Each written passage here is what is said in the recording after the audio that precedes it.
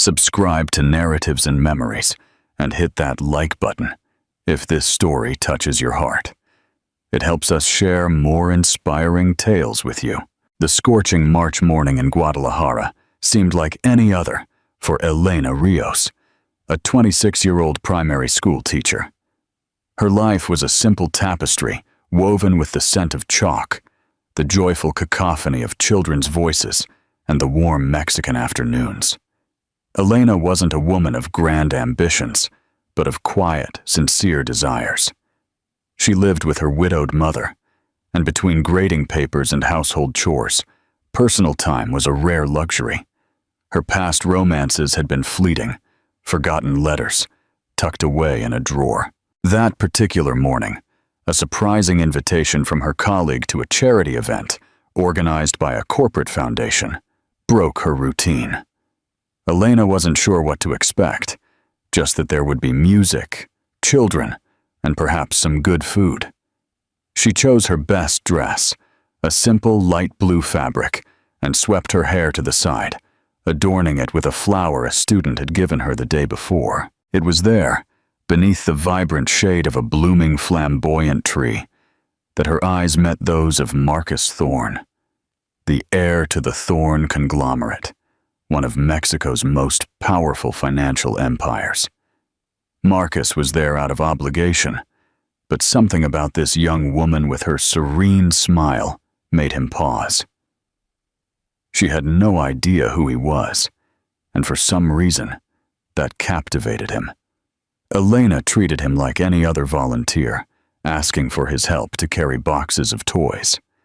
Marcus obeyed without protest, as if he were just one of the team, and he liked the feeling. By chance, they sat together during lunch.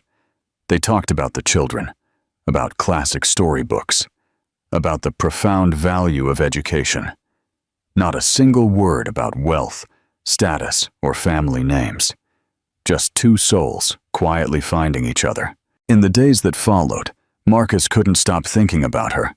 Accustomed to women who desired him for his name, not his gaze, he felt disarmed. He wanted to know more. He discovered the school where she taught, and without her knowledge, he quietly began funding improvements for the place.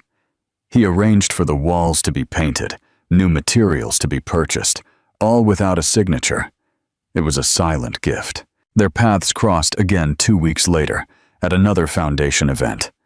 This time, he made sure to invite her for coffee. Elena hesitated. She knew this man was unusual. His gaze held a certain weight. His cologne was undeniably expensive. But something deep inside her whispered, "Why not?" The coffee turned into long talks in the park, then discreet dinners, always far from the press and the scrutinizing eyes of his world. They were two opposing worlds, touching in the shadows. Elena, with her simple soul, showed Marcus what it was like to walk hand in hand down streets without private security. Marcus, in turn, showed her a side of life she'd never known, but always with respect.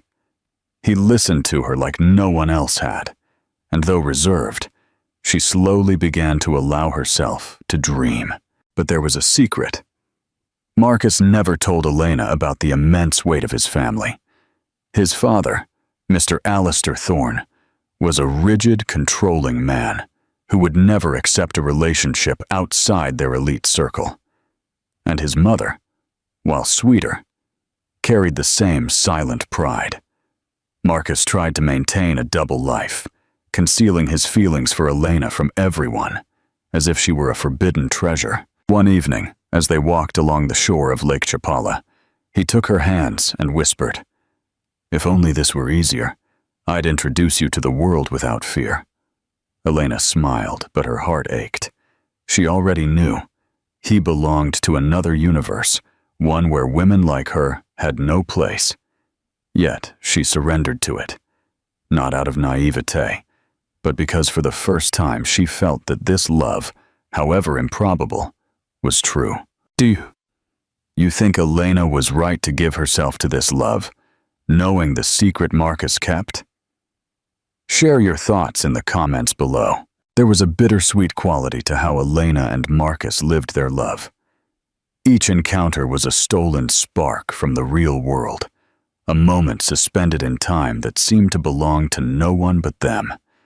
They met in secluded cafes, discreet inns, and sometimes in his car, parked in quiet alleys, where they allowed themselves to be just two lovers, not representatives of such different worlds. Elena never asked him to introduce her.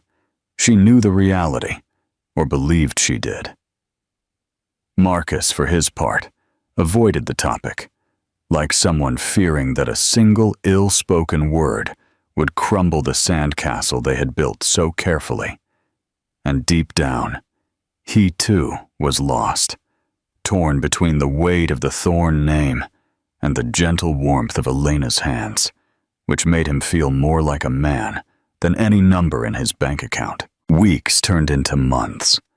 Marcus spent most of his time pretending to be on business trips, when in reality he did everything he could to spend a few hours by her side. And Elena, she lived between the joy of the children at school and the stolen moments with him, dreaming of a what if she never dared to speak aloud. It was during one of these encounters that Marcus brought her a small wooden box with a dried flower inside. "It's from the first time I saw you," he said. Elena cried, and he hugged her tightly. That day, lying under a thin blanket in a cabin outside Tlaquepaque, he whispered, "I swear I'll never leave you." But secret love comes at a price. Elena began to notice increasingly frequent absences.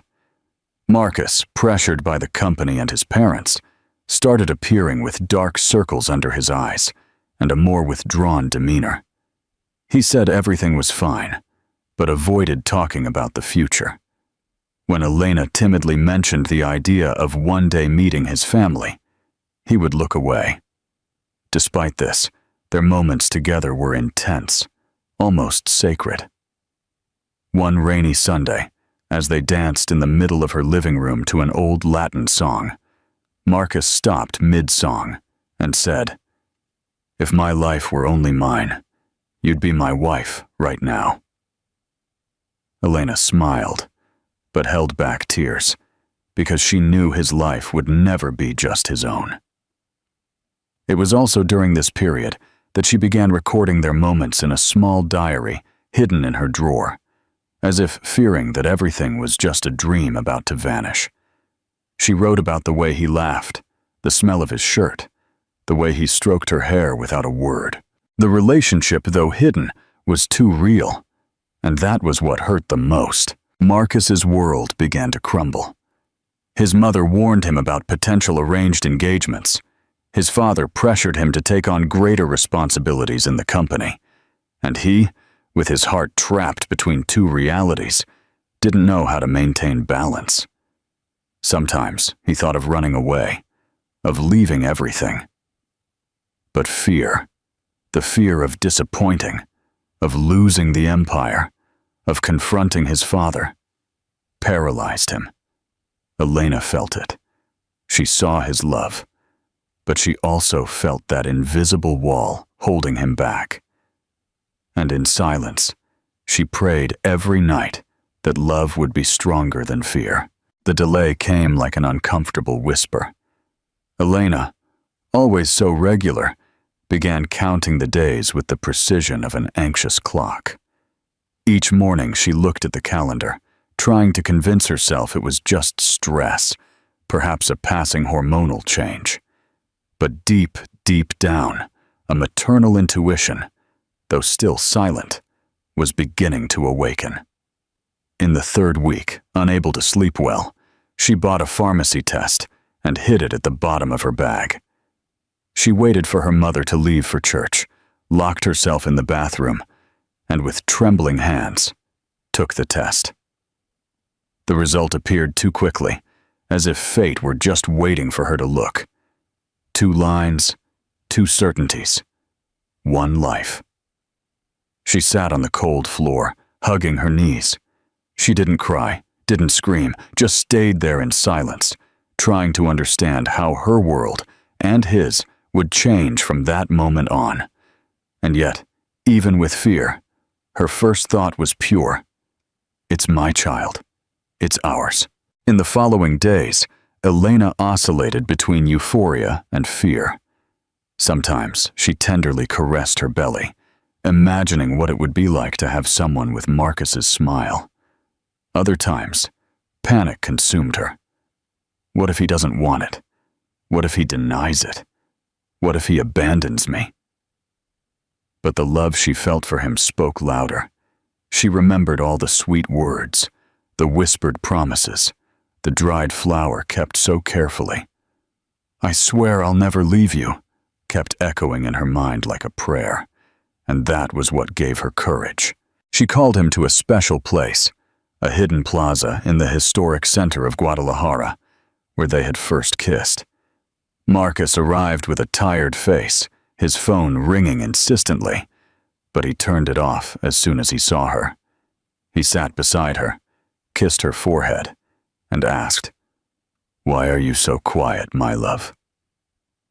Elena squeezed his hand tightly, and with a choked voice simply said, "I'm pregnant, Marcus." The silence that followed was the longest of her life. He said nothing, just looked at her as if the world had stopped. His gaze wasn't one of joy, it was panic. Elena tried to smile, tried to explain that everything would be all right, that they could raise it together, that their love was strong. But Marcus suddenly stood up, walked a few steps with his back to her, and said in a low voice, "This can't be happening." Elena's heart sank. He didn't hug her, didn't cry, just stood there motionless as if he had been betrayed by a cruel fate. And in that instant, she understood. The news that should have united them was about to tear them apart. Marcus paced back and forth in the plaza, hands on his head, face tense. Elena remained seated, watching him with tear-filled eyes, waiting for any gesture of tenderness, a hug, and "it's going to be okay." Anything that would tell her he was still the man who had promised never to leave her. But what she heard was the complete opposite. "This isn't my problem, Elena." The words came out dry, as if the man in front of her were a stranger. Elena blinked, stunned, not understanding. She tried to laugh, thinking maybe it was a nervous reaction. "What do you mean it's not your problem, Marcus? It's your child." But he looked away. He didn't have the courage to look her in the eyes. The fear of scandal, of Mr. Allister's reaction, of the press, of losing his perfect image. Everything weighed on Marcus. His rational mind screamed louder than his heart. And at that crossroads, he chose the easiest, most cowardly path. "You knew what you were getting into," he added. It was like a slap. Elena felt her soul leave her body for a second. The man who had so often sworn eternal love now spat out phrases that tasted like poison. She slowly stood up, her body trembling. She looked at him one last time, searching his face for any trace of the Marcus she had known. But all she saw was a scared boy, hidden behind the Thorn name. "I love you, Marcus, but if you leave now, never come back." He didn't answer. He turned and walked away. He didn't even look back. That night, Elena cried until she had no more tears. She cried in her mother's lap, who hadn't known anything until then. She cried for the dreams that dissolved, for the promises turned to dust, and for a love that now only hurt. But in the midst of that silent mourning, she placed her hand on her belly and whispered, "Don't worry, my love. Mommy is with you." The days that followed were clouded. Marcus didn't call, didn't send messages. He disappeared as if he had never existed. And Elena, with the dignity of a strong woman, swallowed the shame and decided to move forward. Not for him, but for the tiny lives now growing inside her. Deep down, she still believed that maybe, just maybe, he would change. that he would appear with flowers, regretful. But that never happened, and the emptiness of his absence became more present than any memory. Time passed like a silent storm. Elena carried the weight of the pregnancy, not just in her body, but in her soul. Each doctor's visit without an escort, each curious glance from neighbors, each solitary dawn, were scars she would learn to transform into medals.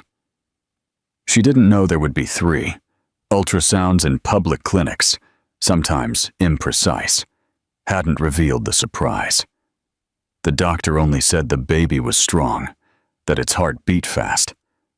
But Elena felt there was something different, a kind of synchronized movement, as if several hearts danced in unison within her. It was on a rainy dawn, in a modest Guadalajara hospital, when the pains began. Elena arrived alone, feeling intense contractions. The nurse, examining her, opened her eyes wide. "You're ready to meet your 3 daughters." Elena almost fainted. 3? The news hit her like lightning. There was no time to understand, only to breathe and endure. The labor was long, complicated. The doctor said she had to be strong, that the girls were in a hurry to be born. And in the midst of the pain, Elena clung to a single thought. "You are all I have now."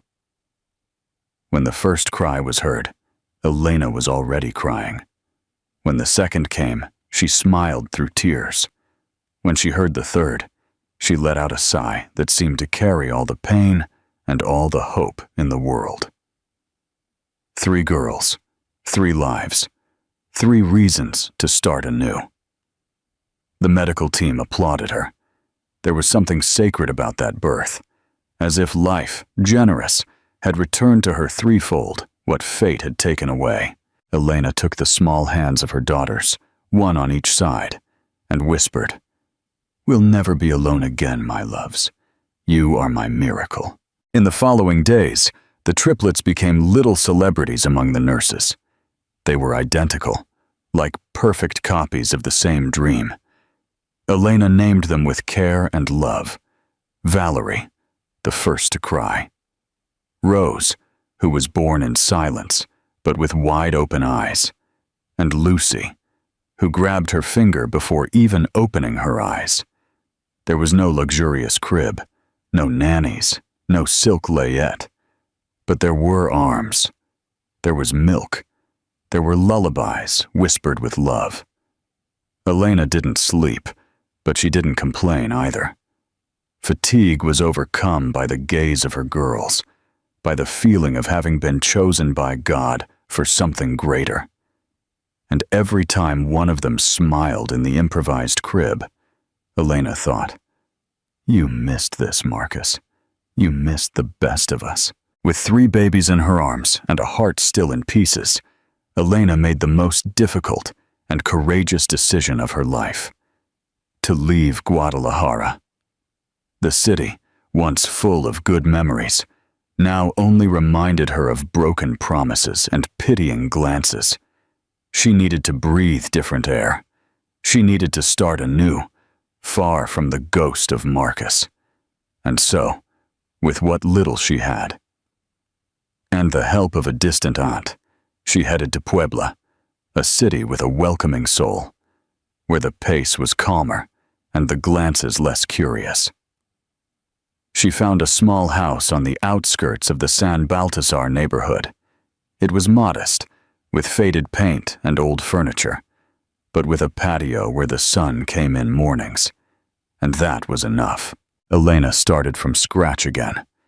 She sewed at night for a uniform store, while during the day she cared for her daughters with the diligence of a woman who had lost everything, but still chose to love without reservation.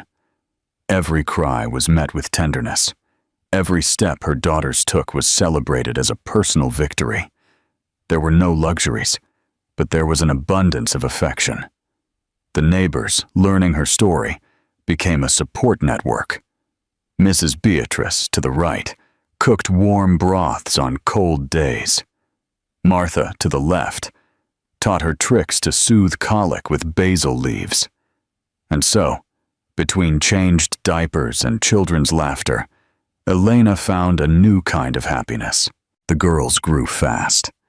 Little by little, each one revealed her personality. Valerie was impulsive and brave. Rose was sweet and observant. Lucy, charming and mischievous.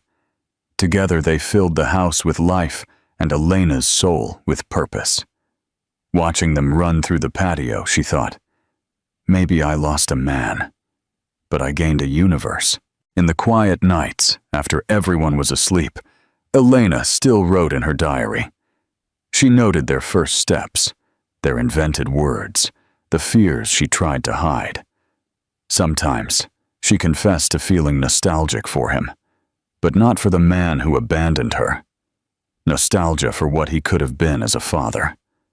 Puebla, with its blue sky and the smell of tortillas in the air, became a home. Elena found a stable job as an assistant in a daycare. She took her daughters with her on days she had no one to leave them with. The kindergarten children adored them. They called them the 3 stars. And despite all the difficulties, the tight budget, the borrowed clothes, the reused toys, there was a peace there that Guadalajara had never given her. Because finally, no one demanded anything from her. She could simply be a mother, a woman, a warrior. Elena learned to smile again, not because she had forgotten, but because she understood that life, even when it cuts deep, also knows how to stitch with tenderness. Do you believe Paulina's journey to Puebla helped her find inner peace? Let me know in the comments. Time, though it didn't heal all wounds, taught Elena how to live with them. The first few years in Puebla were a marathon of survival. The triplets grew quickly, full of energy and questions, while money seemed to shrink each week. Elena learned to stretch rice, to mend shoes, to fix toys with adhesive tape. Creativity and faith became her greatest allies. Nights were short. Many times, she sewed late, with one of the girls in her arms and another crying in the improvised crib. When she finally managed to lie down, she slept with one eye open, because a single mother never sleeps in peace. Dark circles became part of her face, but she still smiled. In the morning, she lovingly prepared coffee and put colorful bows in their hair, even when she barely had money for bread. The absence of a father was felt in the details, in the innocent questions about daddy, in school parties where everyone arrived accompanied. Elena invented stories. She said he traveled a lot, that he was an adventurer of the world. Not out of fear of the truth, but because she still didn't know how to explain it without breaking something inside them.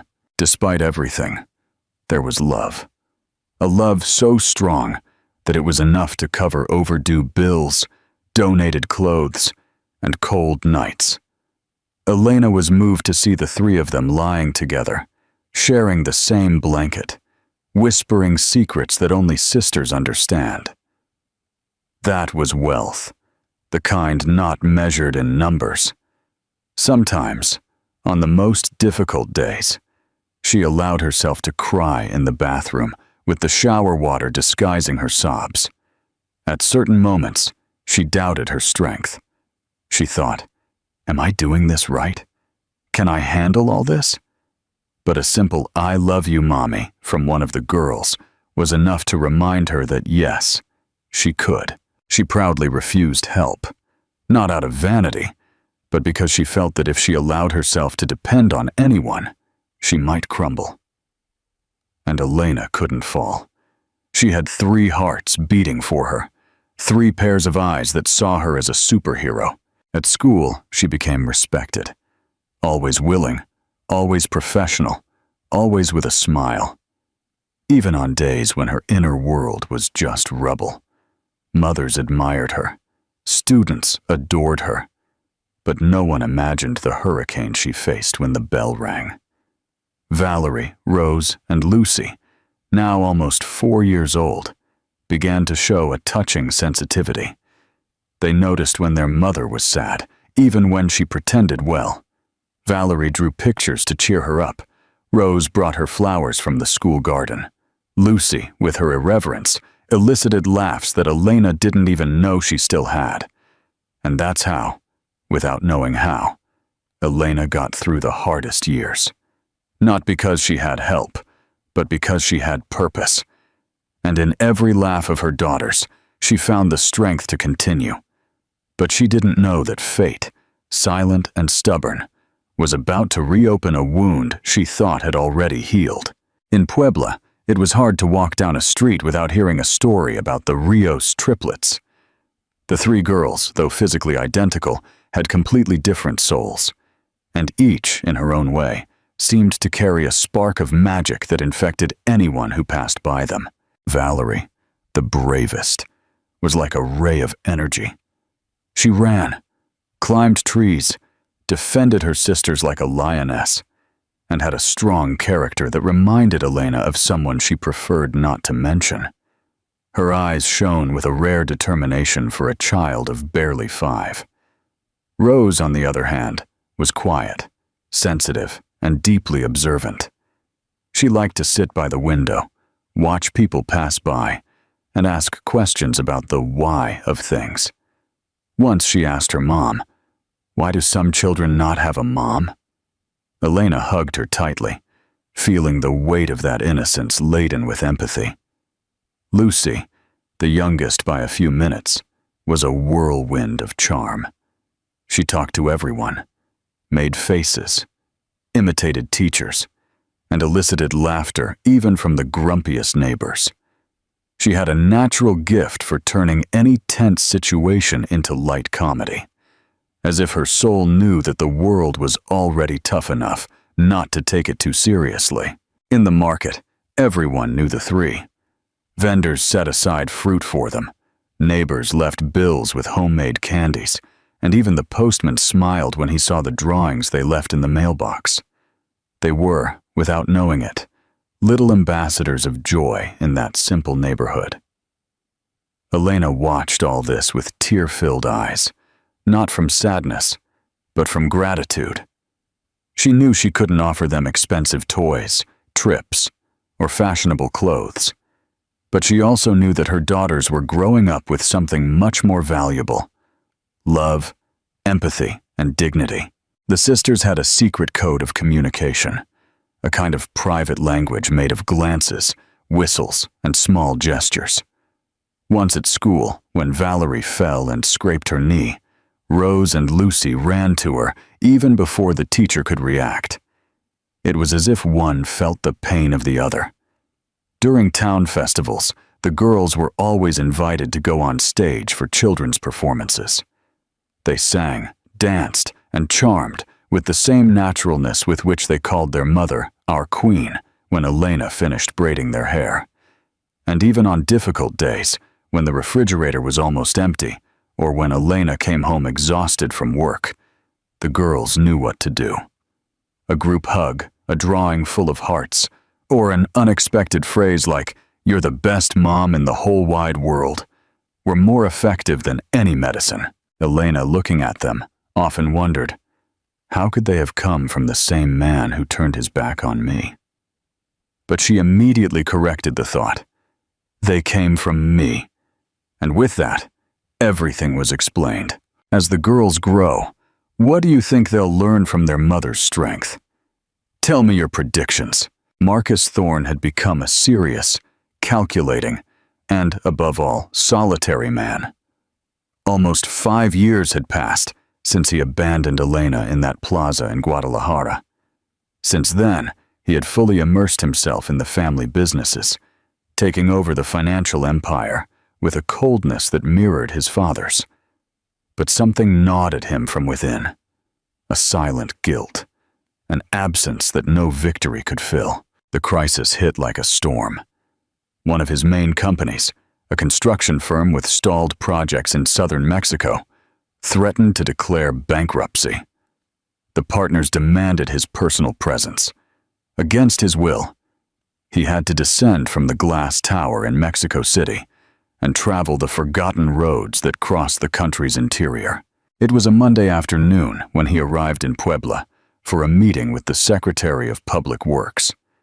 As the meeting was postponed, he decided to walk through the city center, something he hadn't done in years. He wore dark glasses, an impeccable suit, but no escort. He just wanted to think, to breathe, to escape, perhaps from himself. Walking through a small, tree-lined plaza, his eyes paused at a familiar sound, the laughter of little girls. 3 little ones played in a fountain, laughing loudly, running barefoot on the grass. For an instant, Marcus smiled. That faint, almost forgotten smile from before everything fell apart. But as he got a little closer, something inside him froze. The 3 girls were identical, so identical they seemed like mirrors of each other. Light brown hair, almond eyes, and something impossible to deny. The same distinctive jawline he saw every day in the mirror. Marcus stopped, his heart pounding. It was like standing before a fragmented reflection. A strange sensation ran down his spine.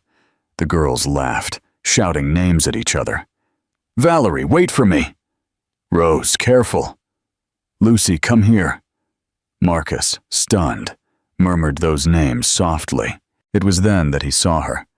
A woman in the shade of a tree watched the girls with tenderness. She wore a simple dress, and her hair was pulled back. When she stood up and turned her face, time stopped. Elena was there, with the same deep eyes, but with more mature, stronger features. And there she was, as a mother. Marcus took a step back, as if he had been punched in the stomach. The guilt buried for years under layers of rationality exploded like a broken dam. Those girls were his. He couldn't move. He stayed hidden there, seeing everything he had lost, the life he could have had.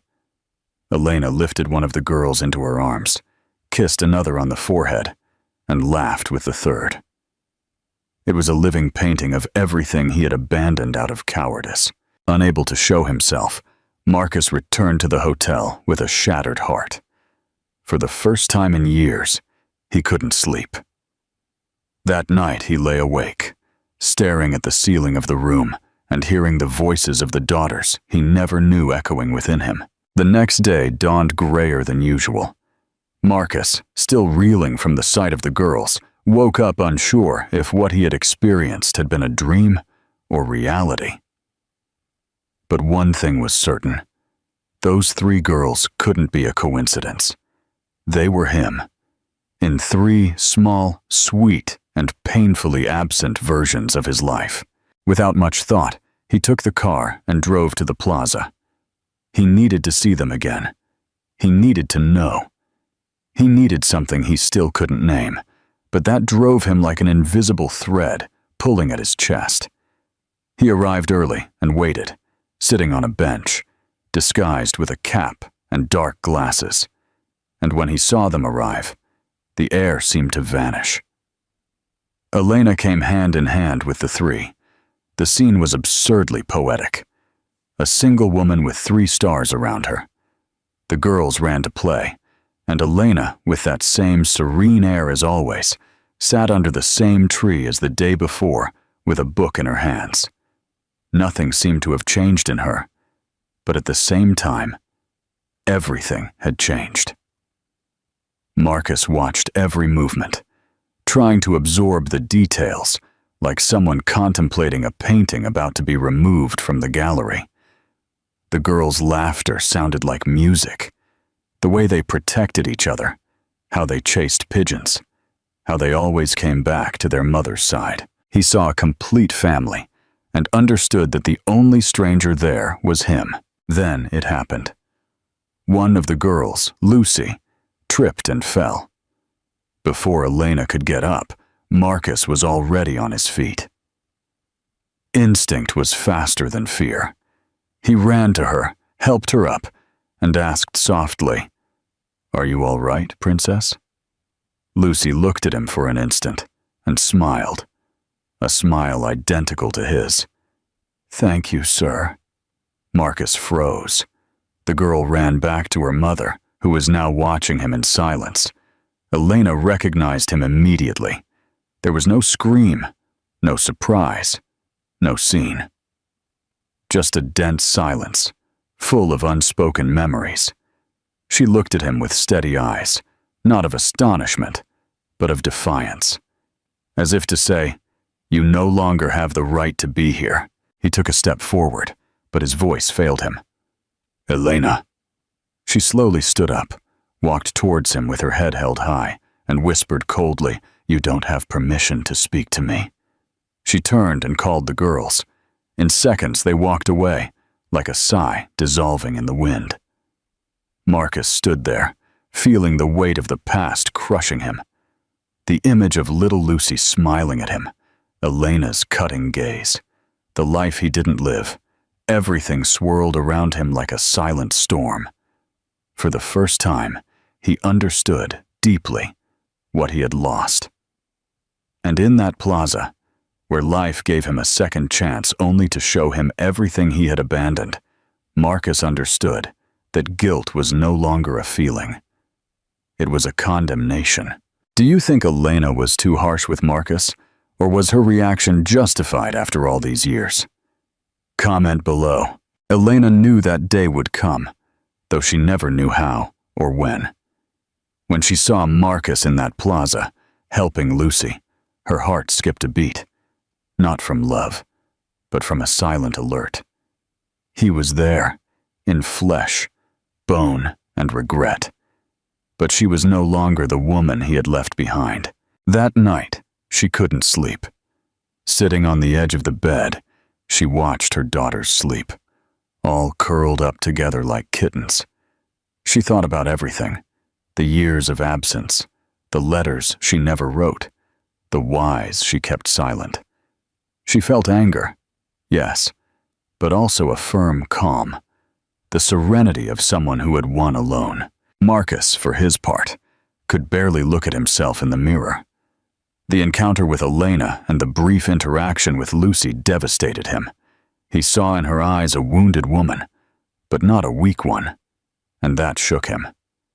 Because he expected reproaches, perhaps a demand for explanations, but all he received was the most powerful silence of his life. The next day, he returned to the plaza. He didn't know if he would have the courage to approach. He just wanted to see them once more. And there they were, the girls running among the benches, Elena sitting under the tree as always. But this time, she saw him first. She stood up and walked towards him. It was the first time in 5 years they were face to face. There were no people, no music, just the two of them, and a past hanging between them like a broken bridge. Marcus tried to speak, but couldn't. He wanted to say everything at once. "Forgive me. I was immature. I was a coward. I loved you, and I still love you." But nothing came out. Elena looked him in the eyes with a firmness Marcus had never known in her. She wasn't there to hear excuses. She didn't need explanations. Everything had already been said. In the years of silence, in the nights without answers, in the lonely births, and in the mornings when her daughters asked about a father who never existed. Then, without a single word, she moved closer and looked at him intensely. In her eyes, there was everything. Pain, unresolved love, exhaustion, pride, and what destroyed him most, disappointment. A disappointment that bled silently, like an internal wound. He wanted to cry, wanted to kneel, but Elena didn't give him that chance. She touched his chest with 2 fingers and said in a low voice, "Look at them well, because they owe you nothing, and you owe them nothing."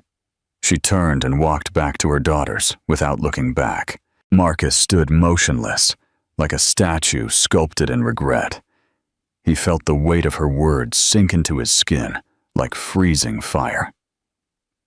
There was no forgiveness, no reproach, only the truth. A clean, naked, and brutal truth, and in that instant, he understood. She didn't need him to feel complete, but he needed them to feel human again. In the days that followed, Marcus became an invisible presence around Puebla. He didn't dare to knock on the door or approach his daughters, but he needed to see them. It was as if the simple act of observing them from afar could slightly alleviate the guilt burning inside him. Disguised among tourists or sitting on park benches with a newspaper as a shield, he became a spectator of a life that, out of cowardice, he had chosen not to live. He saw Elena leave early with the girls, always hand in hand, always laughing at something simple, a little bird in a tree, a song on the radio, a game between sisters. One night, he saw them having dinner in a small local restaurant. The table was modest, rice, chicken, and juice, but the joy was abundant. The girls shared bites. Elena cut the smallest pieces, and they all laughed at the stories invented by Lucy. Marcus, across the street, felt a lump in his throat. Never in all his luxurious banquets with executives had he felt anything like it. Another day, passing by the school where Elena worked, he saw the triplets running around the playground, all with the same braids and simple uniforms. They were light.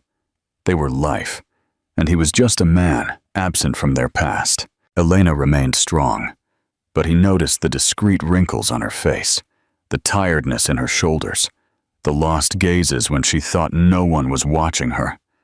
That hurt him more than any reproach, because she wasn't just a heroic mother. She was a wounded woman who never had a choice. Marcus began to examine his own emptiness. He remembered the days when he thought he had everything: wealth, status, freedom. And now he saw that all of it was dust compared to the warmth of a child jumping into his lap, the tender mommy spoken with affection, the innocent love of a real family, a family he rejected. He began writing letters he never delivered, diaries full of phrases like, "Forgive me, I was a scared child. I could have been a good father if only I had tried." He kept everything in a folder hidden in his suitcase, as if, at least there, he could try to reconstruct the pieces of his humanity. One rainy afternoon, he saw her covering her daughters with her own coat, running towards an awning. None of them complained about the rain. They laughed as if the world belonged only to them. And there, Marcus understood. That was love. Not the love he lived with her years ago, but the one she built after him. Alone. Complete. That night, lying in a cheap hotel with the sound of rain hitting the window, Marcus cried for the first time in years. It was no longer anger, nor desperation. It was true pain, because he was finally waking up, and the world he once belonged to was no longer his. What do you think was the turning point for Marcus to truly understand his loss? Share your insights. Marcus knew he couldn't simply knock on Elena's door and demand a place in his daughters' lives. He knew he didn't have that right. But the desire to hear their voices, to elicit a smile, to be present even for brief moments, grew within him like a vital need. It was on a Saturday morning that the opportunity arose. The girls were at the park, alone with an older lady who seemed to be a neighbor. Elena had stayed home with a fever, as he casually overheard in a conversation. Marcus approached slowly, his heart in his throat. When Lucy saw him, she let out an excited shout. "The man who helped me when I fell!" Valerie and Rose surrounded him curiously. "What's your name?" they asked, as children do when they take a liking to someone. Marcus smiled, trying to contain his emotion. "My name is Andrew," a false name, out of fear, prudence, or perhaps cowardice. The trio immediately adopted him. In less than 5 minutes, he was pushing them on the swings, listening to stories invented by Lucy, receiving drawings made in the sand, and teaching Valerie how to skip stones into the lake. It was as if their souls already knew each other, as if blood spoke before a name. The sensation was overwhelming. For the first time, Marcus felt like a father, even if it was in secret for a few hours borrowed by fate. In every laugh, in every "look what I can do," he saw himself multiplied and also forgiven, though he hadn't yet confessed anything. The next day, he returned to the park with a small bag of homemade sweets and a children's book. The girls ran towards him, calling him Uncle Andrew. He read them stories, improvised voices, answered absurd questions about dinosaurs and stars. And when one of them rested her head on his shoulder, he felt something break inside him. It was love, pure and real. But the illusion was short-lived. Elena, leaving work early, decided to stop by the park to pick up the girls. And turning the corner, she saw him, Marcus, or Andrew, sitting on the ground with her 3 daughters around him, as if he were part of that world. Her blood boiled. Without hesitation, she approached. Her gaze was hard, sharp. The girls ran to her, excited. "Mommy, Uncle Andrew told us stories." Elena smiled at them, but her eyes were fixed on him. And then, in a low, sharp tone, she said, "Don't you dare confuse them." Marcus stood up, ashamed, trying to say something, but she interrupted him with a gesture. "Don't play with them like you played with me. They are not a pastime." She took her daughter's hands and left, leaving him standing there, his eyes full of tears and his heart crushed by the truth. From that moment on, Marcus understood that the path to them would not be easy. He would have to earn every step, every word, every drop of forgiveness, not with grand gestures, but with sincere presence. And even then, it might never be enough. Marcus spent days unable to look at his own reflection. The image of his daughters smiling at him, calling him Uncle Andrew, mixed with the look of disgust on Elena's face, haunted him like a shadow. He knew he was trying to redeem himself with small gestures, but he was still hiding the truth. And that, in itself, was still a form of cowardice. It was then that he decided to return to Mexico City. He needed to talk to someone. He needed to unburden his soul.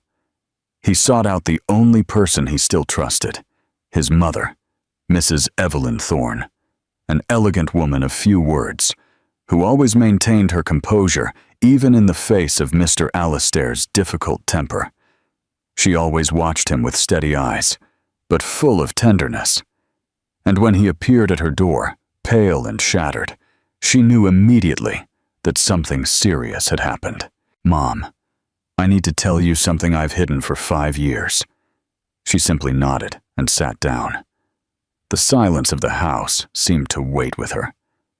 Marcus told her everything, from the day Elena told him about the pregnancy to the moment he abandoned her in the plaza.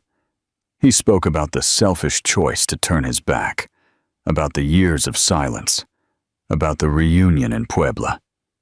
He told her about the triplets, about how wonderful they were, about how life made them shine despite his absence. Mrs. Evelyn listened without interrupting, but her eyes, once serene, began to harden. When he finished, she stood up, crossed her arms, and delivered a phrase that hit him directly in the chest.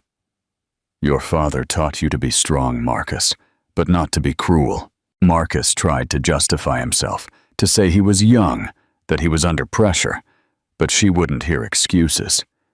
True strength lies in staying, in facing the consequences.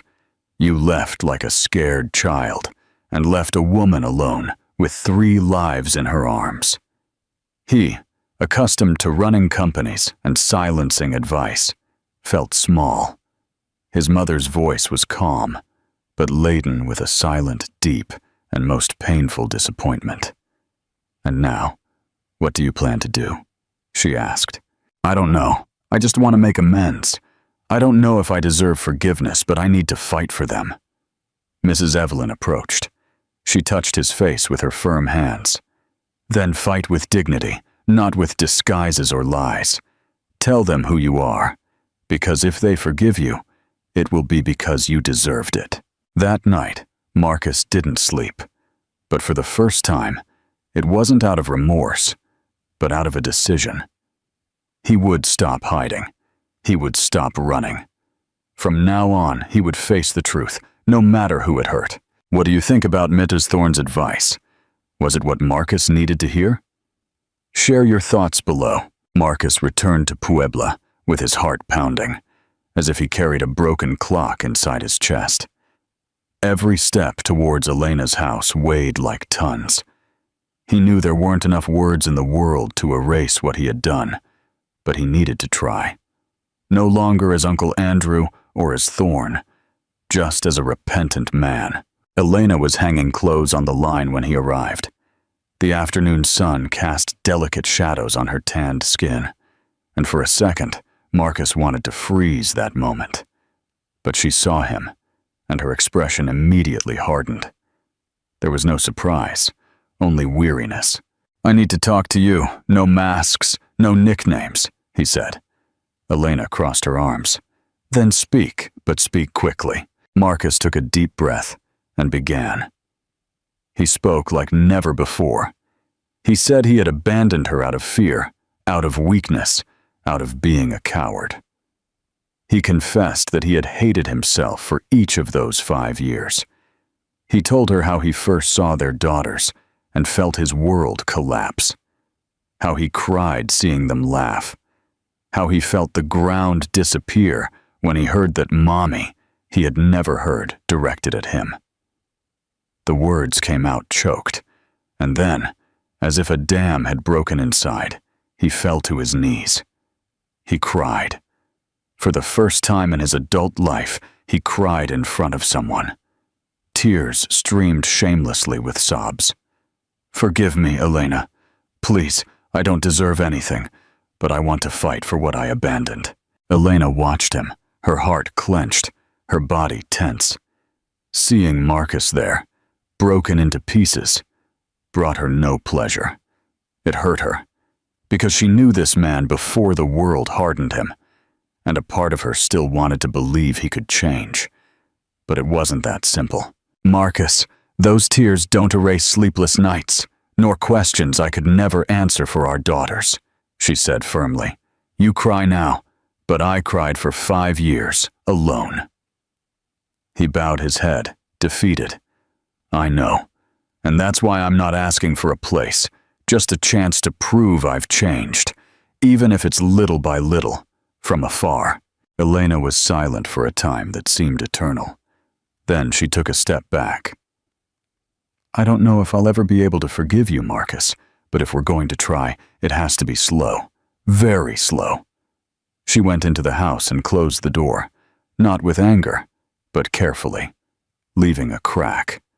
And Marcus, still on his knees, understood. This wasn't the end. It was a beginning, painful, uncertain, but real. After Marcus's plea for forgiveness, Elena retreated into herself. It was as if an old dam had broken, flooding her heart with memories she had sworn to bury. In the following days, she felt absent even with her own daughters, as if their every gesture reminded her of him, and that was, at the same time, beautiful and painful. One night, after the girls fell asleep, Elena went to the back of the closet. There, in a cardboard box wrapped in a blue scarf, were the letters. Not the ones she received, but the ones she never had the courage to send. There were more than 30, written with smudged ink and a raw heart. Letters that began with, "I hate you," and ended with, "Please come back." She read them one by one, with silent tears. It wasn't nostalgia for the man who left. It was grief for all they could have lived. Each letter was a version of herself, trying to understand the abandonment, trying to be strong, trying to forgive too soon. And now, with Marcus back, All those words took on new weight. The next day, at breakfast, Rose asked, "Mommy, why didn't Uncle Andrew come anymore?" Elena fell silent. Valerie added, "He was fun, he told really good jokes." Lucy, always more direct, said, "Didn't you like him, Mommy?" Elena took a deep breath. She knew she couldn't keep lying, but she also didn't want to reveal too raw a truth.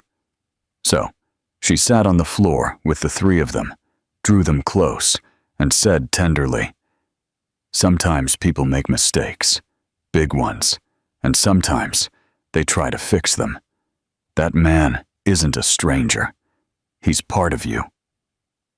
The girls looked at each other, not fully understanding, but with open hearts.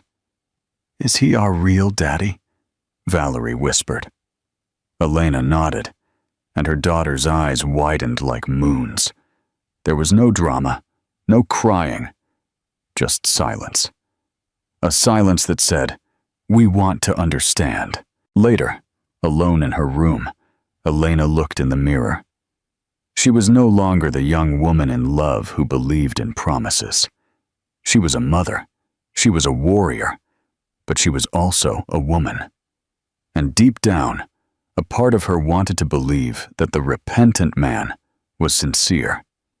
Not out of need, but because she felt that denying that love could become another form of imprisonment. The doubt wasn't just about forgiving. It was about allowing herself to love again without betraying her own pain. Elena knew that forgiveness is an act of courage, and she had been brave for too long. But perhaps now it was time to be generous too, with him, with herself, with the story that could still be written. That night, before falling asleep, she opened her diary and wrote something she had never dared to put into words before. "If I ever love again, I want to do it with my eyes open and my soul at peace."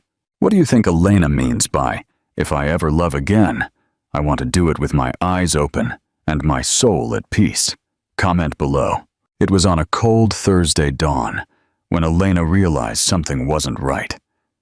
Rose, always quiet and observant, had a fever, pale skin and dull eyes.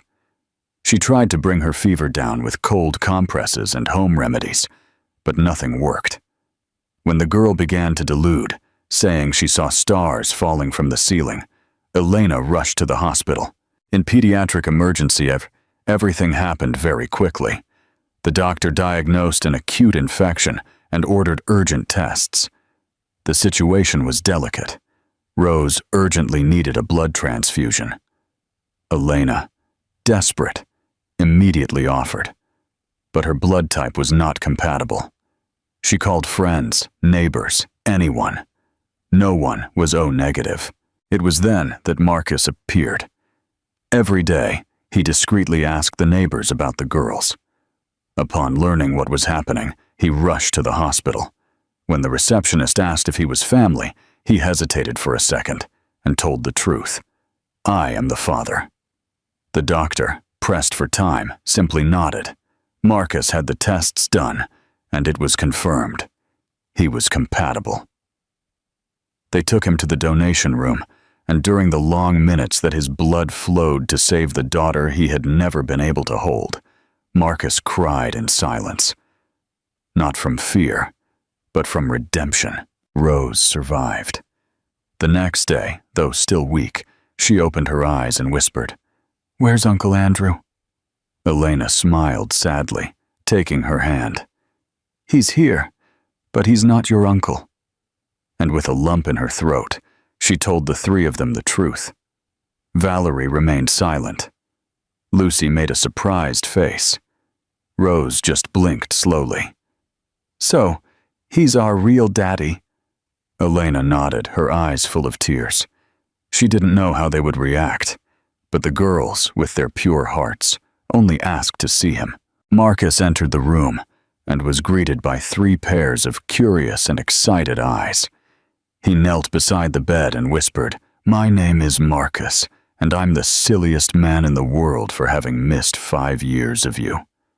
The girls said nothing, They just moved closer and hugged him at the same time, as if they had been waiting for him forever. Elena, watching from afar, felt an earthquake inside. It was beautiful. It was moving. But it was also confusing. This changed everything. That night, sitting alone on the hospital terrace, Elena felt torn between the fear of being hurt again and the hope of seeing her daughters grow up with a real father. For the first time, she didn't know what to do. She was facing the biggest dilemma of her life. And then, as if the universe wanted to tell her something, she saw Marcus leave the hospital with swollen eyes, but a serene face. He looked at her with humility, without promises, without haste, just with presence. And perhaps that was the first step. The days following Rose's recovery were different. Elena noticed a new kind of presence in Marcus. He didn't force anything, didn't demand space, didn't ask for answers. He was simply there. He brought fruit, helped with simple tasks, told stories to the girls, and most importantly, he listened. Attentively, patiently. It was a Sunday afternoon when he appeared with an invitation. "I want to take you all somewhere, just for a walk. No pressure." Elena hesitated, but seeing her daughters jumping with excitement, something inside her relaxed. Perhaps it was time to see how far he was willing to go, not with words, but with actions. Their destination was a blooming field on the outskirts of Puebla, a hidden, silent place where the sound of the wind and the scent of lavender mingled. Marcus prepared a simple picnic, with fruits, juices, and the girls' favorite sandwiches, which he discovered by discreetly asking Elena's neighbor. The triplets ran freely among the flowers, while Elena and Marcus watched them from afar. The silence between them was no longer uncomfortable. It was laden with memories, yes, but there was also a contained tenderness, a respect that grew with each simple gesture. "Did you do all this for them?" Elena asked, eating a piece of mango. "For them, and for you. Because despite everything, I never stopped loving you." She looked away, trying to hide the lump in her throat. It wasn't easy. Forgiving isn't forgetting, but there was something there she couldn't deny. He had changed, less arrogant, more present, more human. The hours passed like soft clouds. Lucy lay on Marcus's lap. Valerie fell asleep in her mother's arms, and Rose drew hearts in the sand with a stick. It was as if time asked to stop there, to immortalize that instant of peace. When the sun began to set, Elena moved away a little. She sat on a stone and looked at the horizon. Marcus went to her, but said nothing. He just stood there, by her side, letting the silence speak. And then she whispered, "I hated you for a long time, but seeing you with them reminds me of the man I fell in love with." He didn't respond.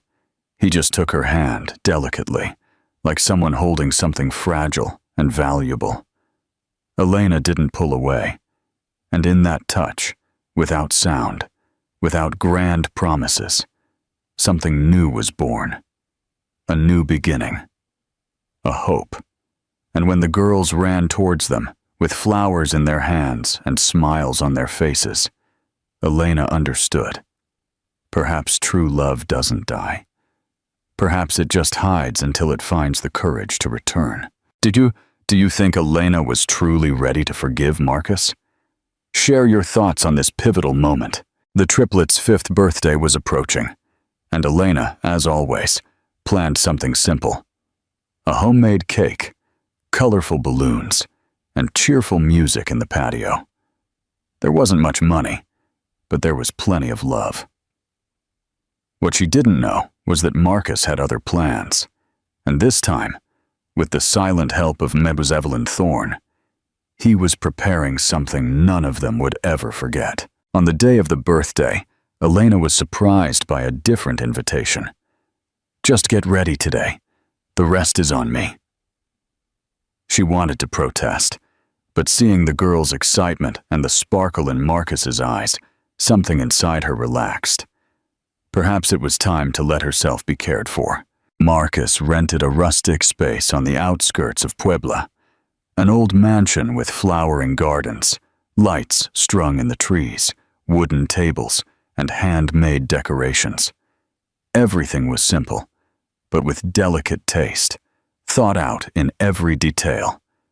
Each flower had the favorite color of one of the girls. Each suite held a memory. The triplets arrived blindfolded, and when they took off their blindfolds, they screamed in unison. There were school friends, neighbors, and a small band playing children's songs. Elena, seeing it all, felt her eyes fill with tears. Not for the luxury, but for the care, for the intention, for the real presence. During the party, Marcus was the perfect host. He played with the girls, served food, took photos, and at all times looked at Elena with that gaze of a man who knows how much he failed and how much he wants to do it right now. When the sun began to set, the band played a soft melody. Marcus asked for everyone's attention. With a trembling voice, he said, "5 years ago, I let go of the greatest gift life gave me. Today, if you allow me, I want to make a promise I should have made a long time ago." The people fell silent. Elena, confused, felt her heart pound. It was then that Marcus took a small blue velvet box from his pocket. He opened it in front of everyone and revealed an old but carefully preserved ring. "I bought this ring before you told me you were pregnant. I was going to ask you to be my wife, but I was a coward. I kept it all this time, not because I expected your forgiveness, but because I never stopped loving you." The triplets looked at each other and screamed, "Mommy, say yes!" Elena, moved, covered her face with her hands. The party faded around her. All she saw was Marcus, on his knees, not as the millionaire who once left her, but as the man who fought to become worthy of that love. She took a deep breath. The pain of the past was still there, but now there was something greater: gratitude for having returned, for having stayed, for having learned. And then, with tears in her eyes and a smile that said more than 1,000 words, she extended her hand. "Yes, Marcus, but this time, let it be forever." The wedding day dawned with a clear sky and a gentle breeze, as if the universe knew that, after so much pain and struggle, it was time to celebrate. Elena woke up before the girls and spent a few minutes watching them sleep. The three, with their hair spread over the pillow, looked like dreams turned into people. She smiled, and she cried. With joy. The place Marcus chose could be no other. The park where everything began again. The same place where he first saw the triplets, where Elena confronted him with her gaze, where the silence between them said everything. Now, flowers adorned the trees, candles hung in small jars, and the wooden benches were decorated with colorful ribbons made by the girls themselves. Elena walked towards the simple altar, arm in arm with Valerie, Rose, and Lucy, her little bridesmaids. She wore a modest white dress, but made with love by a neighboring seamstress. She didn't need luxury. She was beauty itself, strong, serene, complete. Marcus waited for her, standing, his eyes full of tears. He wore the same suit from the girl's 5th birthday party, the same contained smile, the same gaze, but now without fear. Behind him, Mrs. Evelyn watched with emotion. The old matriarch now saw the man she had always dreamed her son would become. When Elena reached the altar, Marcus took her hand delicately. The justice of the peace began the ceremony, but everything around seemed to fade. Only the two of them existed, their gazes fixed, their hands firm, their hearts saying yes, long before the words did. And then, Before any vow, Elena spoke. There are loves that don't die, Marcus. They just hide behind pain. I hated you, yes, but I also waited for you, even if I didn't know I was waiting for you. She paused, took a deep breath, and with tears in her eyes, completed, I forgive you. Not once, not twice. I would forgive you 1,000 times, if at the end of it all, it was you who came back. Marcus, now openly weeping, responded with a trembling voice. And I would come back 1,000 times more, just to see you say you forgive me. The kiss was soft, like a new beginning. The daughters applauded, laughing. The guests smiled with moist eyes. The past finally rested, and the future was born there, hand in hand, with the love that survived everything. That afternoon, as they danced to the rhythm of a solitary guitar under the golden light of sunset, Elena rested her head on Marcus's shoulder and whispered, "Now we are 5, and nothing else matters." What an incredible journey of forgiveness and redemption. What lesson did you take away from Elena and Marcus's story? Share your insights, and don't forget to like this video and subscribe to Narratives and Memories for more stories that touch the soul.